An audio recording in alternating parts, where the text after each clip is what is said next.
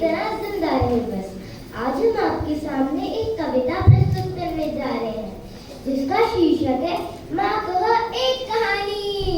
मैथिली शरद गुप्त की लिखी कविता माँ कह एक कहानी के मुख्य पात्र हैं रानी यशोधरा और उनका पुत्र राहुल।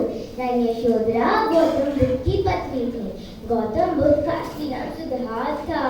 इस कविता में रानी यशोधरा अपने पुत्र राहुल को एक कहानी सुनाती है जिसका संबंध उसके पिता गौतम बुद्ध से होता है। आइए इस कविता का आनंद उठाते हैं। माँ कह एक कहानी, माँ कह एक कहानी।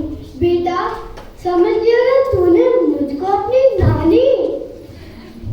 यह चींटी मुझसे कहती तू मेरी नानी की बेटी। कह माँ कह लेटी ही लेटी राजा था या रानी। मैं सुन रहा एक कहानी।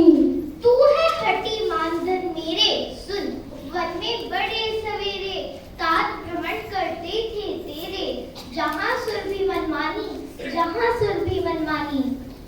हाँ हाँ माँ यही कहानी।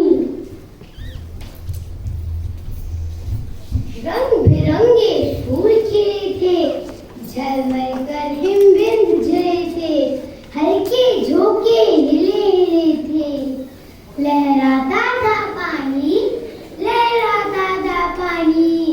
हाँ हाँ यही कहानी। गाते थे खक्कर कल स्वर से गिरा एक हंस ऊपर से। गिरा बिद होकर खच्चर से कोई पक्षी की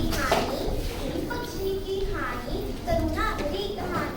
चुप उन्होंने उसे उठाया नया जन्म सा उसने पाया इतने में आखिर तक आया लक्ष्य थी कमानी कोमल कठिन कहानी। मांगा उसने आहत पक्षी तेरे था किंतु थे रक्षित तब उसने जो था खग पक्षी हट करने की ठानी। अब बढ़ चले ये कहानी। वो मीमांसा दय में सब सोच रहे थे सोचे में कई बात तब न्यायालय में सुनी सभी ने जानी व्यापक हुई कहानी। राहुल तूने नहीं कर इसका न्याय पक्ष लेता है किसका के तो निर्भय जय हो किसका। सुन लो तेरी वाणी माँ मेरी क्या बानी, माँ मेरी क्या बानी। मैं सुन रहा एक कहानी। कोई निरपराध को मारे तो क्यों अने उस न वारे रक्षक पर भक्षक को वारे न्याय दया का दानी तूने गुनी कहानी। सहानुभूति और दया में मुझे ज्यादा अंतर महसूस नहीं होता। किसी को कुछ देकर मदद करो या किसी की सांत्वना रूपी शब्द से मदद करो दोनों एक ही बात है। यदि कोई बिना अपराध के किसी को मार दे तो कोई दूसरा उसकी रक्षा क्यों ना करे।